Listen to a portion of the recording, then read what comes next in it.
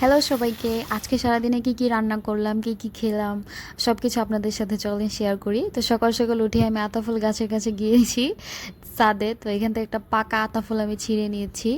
আতা ফুলগুলো এত মজা ছিল।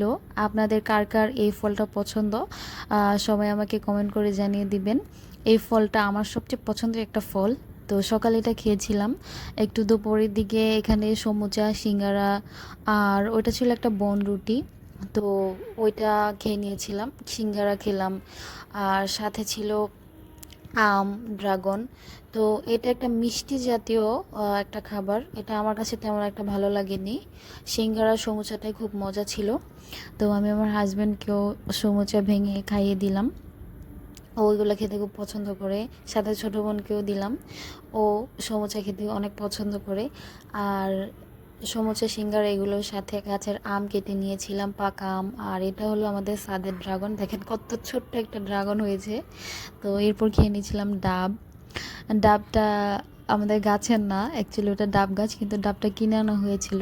অনেক যুদ্ধের পর ডাবটাকে ফাটিয়ে এখন ডাবের ভেতরের অংশ খেয়ে নিচ্ছি। কার কার ডাবের ভেতরের অংশ অনেক পছন্দ সেটাও জানাবেন। আমার ডাবের পানি থেকে ভেতরের অংশটা খুব ভালো লাগে। তো একটু পরে কলিজা রান্না করছিলাম। এটা হলো গরুর কলিজা। এটা আমার জন্য, এটা আমার ছোট বোনের জন্য।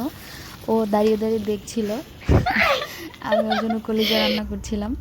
তো এখন দেখিয়ে দিচ্ছি আমাদের গ্রামের বাসা। এটা হচ্ছে আমাদের আরেক চাচার বাড়ি। তো মুন্সিগঞ্জে এই টিনের ঘরগুলো খুব ভালো লাগে, গ্রামের ঐতিহ্য। তো আজকে মেজো চাচুর বাসায় মেহমান আসবে। তো মেহমানদের জন্য এখানে আমি নুডলস রান্না করছিলাম। এক একজন এক একটা তৈরি করছিল, আমি নুডলস রান্না করছিলাম।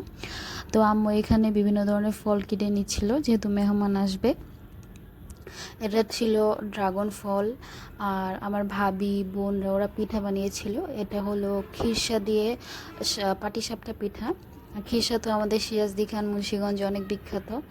আর এটা হলো মালপোয়া পিঠা বা তেল চিতই পিঠা, আপনারা যেটাই বলেন না কেন, তেল মালপোয়া পিঠা। এটা খুবই মজা ছিল। আর বিভিন্ন ধরনের ফল, খেজুর, ছানার মিষ্টি, আর তারপরে সেমাই, আরও অনেক কিছুই ছিল মেহমানদের জন্য। তো আমি ছোট্ট একটা ক্লিপ আপনাদের সাথে শেয়ার করছি। এখানে আমরা রান্নাঘরেগুলো গুছিয়ে নিয়েছিলাম, তারপর মেহমানদেরকে এগুলো দেওয়া হবে। আর এখানে আমি আমার রান্না করা নুডলসগুলো বেড়ে দিচ্ছিলাম তাদের জন্য। তো আমি বেশি কিছু খাইনি, বিকেলে একটা ছানা খেয়েছিলাম আর কিছুটা দই খেয়েছিলাম। বিক্রমপুরের দই মিষ্টি খুবই মজা, এটা তো সবাই জানেন। তো সবশেষে মেহমান চলে যাওয়ার পর আমরা সবাই গল্প করতে করতে কফি খাচ্ছিলাম। এতক্ষণ আমার ভিডিও দেখার জন্য ধন্যবাদ সবাইকে। চ্যানেলটি লাইক ও সাবস্ক্রাইব করে পাশে থাকবেন। Thanks for watching.